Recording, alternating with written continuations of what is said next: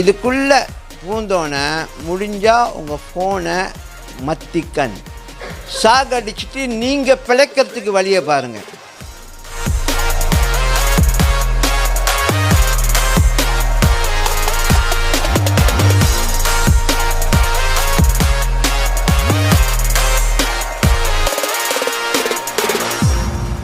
எத்தனை பேர் வேலை செய்கிற இடத்துல ஹேண்ட்ஃபோன்லாம் வந்து லோக்கரில் வச்சிடணும்? அப்படி இருக்கா? வெறும் லஞ்ச் ஹவருக்கு தான் நீங்கள் மீண்டும் போய் லோக்கரை திறந்து ஃபோன் எடுக்க முடியும். அது முடிஞ்சு வேலை முடிகிற டைம் தான் எடுக்க முடியும்.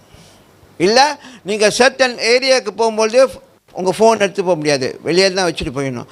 அங்கே இருக்கிற 4-5 மணி நேரமாக இருந்தாலும் கேளுங்க 4-5 மணி நேரமாக இருந்தாலும் அந்த 5 மணி நேரத்துக்கு ஃபோனை நீங்கள் எடுக்கக்கூடாது. ஏன்னா அந்த இடத்துல ஸ்ட்ரிக்ட்லி நோ ஹேண்ட்ஃபோன். அந்த மாதிரி பழக்கப்பட்டிங்கன்னா இங்கே வரும்பொழுது நம்ம கூடி இப்படி வரும்பொழுது இந்த 2 மணி நேரத்துக்கு உங்கள் ஹேண்ட்ஃபோனுக்கு வேலையே இல்லை. ஓகே, நான் விஷ் பண்ணுறேன், நான் உங்கள்கிட்ட பணிவோடு கேட்டுக்கிறேன். அடுத்த தடவை வரும்பொழுது அடுத்த வாரத்தில் அப்படி தான் அடுத்த வாரத்தில் அடுத்த வருஷம் இல்லை, அடுத்த வருஷம் இல்லை, இந்த அடுத்த வாரம் வரும்பொழுது இதுக்குள்ளே பூந்தோன்னே முடிஞ்சால் உங்கள் ஃபோனை மத்திக்கண் சாகடிச்சிருங்க. சாகடிச்சிட்டு நீங்கள் பிழைக்கிறதுக்கு வழியை பாருங்கள். சரியா? இது ப்ராக்டிக்கலாக இல்லையா பாஸ்டர்? நான் சொல்கிறேன், இது ப்ராக்டிக்கல்ன்றேன். ஏன்னா நம்ம ஃபோன் ஈடோப்பாக இருந்தால் அது நம்ம கையில் பக்கத்துலேயே வச்சுருப்போம். அது அப்பப்போ தட்டி ஒன்று லைட்டு லேசாக பிளிங்க் பண்ணிச்சுன்னா ஏதோ மெசேஜ் வந்திருக்கு. ஒரு லேசாக வச்சுருப்போம் பக்கத்துலேயே, ஒரு வைப்ரேஷன் வந்துச்சு கிருந்துச்சா ஏதோ அந்த கை சும்மா இருக்காது பாருங்கள், அதை நோண்டும். அதான் என்ன சொல்லுவோம், ஃபஸ்ட்டு பைபிளே நான் ஃபோனில் தான் வச்சுருக்கேன், தயவு செய்து பைபிளை ஃபோனில் வைக்க வேணாம். ஏன் ஃபோனை சாவடிச்சிருங்க, இங்கே முழுமையாக உங்கள் நேரத்தை ஆண்டுட்டு கொடுங்க. அப்போ தான் நம்ம புத்துவம் என்ன செய்கிறோம், அவருக்கு ரெஸ்பெக்ட் கொடுக்குறோம். புரியுதா? ரெஸ்பெக்ட் கொடுக்குறோம். உங்கள் ஃபோனை மத்தி பண்ணிடுங்க. நான் அடுத்த வாரத்துலேருந்து யார் ஃபோனும் வைப்ரேஷனில் கூட இருக்கக்கூடாது. ஏன்னா ஃபஸ்ட்டு வைப்ரேஷனில் இருக்கணும் ஃபஸ்ட்டு, அப்போ தான் வர்ற மெசேஜ்லாம் பதிவாகும். ஹலோ, சாகடித்தாலும் அதுக்கு மறுபடியும் உயிர் கொடுக்கும்பொழுது எல்லாம் வரும். நாங்களும் தான் ஃபோன் பாய்க்கிறோம். ஓகே, சாகடித்த பிறகு நீங்கள் ஆன் பண்ணிங்கன்னா எத்தனை மிஸ்கால்னு வரும், எத்தனை மெசேஜஸ்னு எல்லாம் வரும், எல்லாம் வரும். அப்போ பார்த்து அதுக்கப்புறம் நீங்கள் பதில் சொல்லிக்கோங்க. செய்யலாமா? அடுத்த வாரம் சேர்ச்சுக்குள்ளே என்டர் பண்ணும்பொழுது இது இது இது கட்டாயமாக இல்லை, ஆனால் இதை ஒரு பழக்கமாக கொண்டு வரத்துக்கு நான் ஒரு சிஸ்டம் வைக்கிறேன்.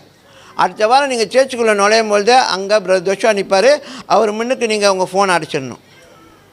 உங்கள் ஃபோனை அடைச்சிட்டு நீங்கள் வந்து உட்காரணும். இது பழகிறதுக்கு உங்களை வந்து நாங்கள் கட்டுப்படுத்தலை, பழக்கிறதுக்கு. ஏன்னா நம்ம மறந்துடுவோமே, அப்போ அவருக்கு தான் ரிமைண்ட் பண்ண அடிக்கடி சொல்லிக்கிட்டு தான் இருப்பார். முன்னுக்கு செய்தி தேவ செய்திக்கு முன்னுக்கு தயவு செய்து ஃபோன்லாம் அடைச்சிடுங்க, சைனில் வைங்க, எல்லாம் முடிஞ்சால் கொண்டு போட்டுருங்க அப்படின்னு. அது எத்தனை பேர் இங்கே வாங்கி இங்கே விட்டுறீங்கன்னு தெரியல. ஆனால் நான் நம்புகிறேன் இதுக்கப்புறம் நம்ம இதை பற்றி பேசும்பொழுது நம்ம ஃபோனுக்கு வேலை இல்லை இங்கே இருக்கும்பொழுது. ஏன்னா நீங்கள் உங்களோட காரியம் டைவர்ட் ஆகுது. இங்கே பேச போகும்பொழுது என்னது, அது டைவர்ட் ஆகக்கூடாது. இங்கே இருக்கும்பொழுது அந்த ஃபுல் கான்சன்ட்ரேஷன் அவருக்கு தான். ஆனால் நீங்கள் செய்யும்போது மற்ற காரியம்லாம் வெளியில் போகிறீங்களா, வீட்டில் இருக்கீங்களா, அப்போல்லாம் நீங்கள் எதோ செய்யும்பொழுது ஃபோன் உங்கள் கூட இருக்குது, அது எனக்கு பிரச்சனை இல்லை. ஏன்னா நீங்கள் மற்ற காரியத்தை உங்கள் ஜெப நேரத்தை தவிர்த்து அது உங்களுக்கு தெரியணும், அது உங்கள் ப்ரையாரிட்டி, அது உங்கள் முக்கியத்துவமாக நீங்கள் கருதணும். நான் ஜெபிக்கும்பொழுது, நான் தேவனை துதிக்கும்பொழுது, நான் என் டிவோஷன் செய்யும்பொழுது ஃபோனு, ஐயோ டிவோஷன் செய்ய மட்டும் ஃபோன் பாய்ச்சிக்கங்க. டெய்லி மண்ணாலாம் பார்க்கணுனால அதுக்கு ஃபோன் வேணும். ஓகே, அது நேரத்தில் அடைச்சி போட்டுறாதீங்க. பாஸ்டர் ஆண்டவரோடு இருக்கிற டைமில் அடைச்சி போட்டு சொன்னீங்களே, டிவோஷனுக்கு நீங்கள் ஃபோன் தான் பாய்ச்சாகணும், அதை மட்டும் பண்ணுங்கள். ஓகே, அதை கூட எத்தனை பேர் உண்மையாக பண்ணுறீங்கன்னு தெரியல. சிசி கேமரா வீட்டில் வச்சு பார்க்கணும், அப்போ தான் தெரியும். தட்டி விட்டுட்டு அது பாட்டுக்கு ஓடி முடிஞ்சிடும். அப்புறம் வந்துட்டு திக் பண்ணிடுவாங்க, நான் கேட்டுட்டேன் அப்படின்னு. ஸோ இதெல்லாம் நம்ம செய்யும்பொழுது முழு இருதயத்தோடு முழு ஆத்மாவோடு செய்யணும். Okay, something your heart is attracted to, அதான் இந்த ப்ரீடிலெக்ஷன் என்ற வார்த்தைக்கு அர்த்தம். அது உங்களை ஒன்று தூண்டும், அதை செய்யணும், உங்களுக்கு விருப்பமானது அப்படின்னு. ஓகே.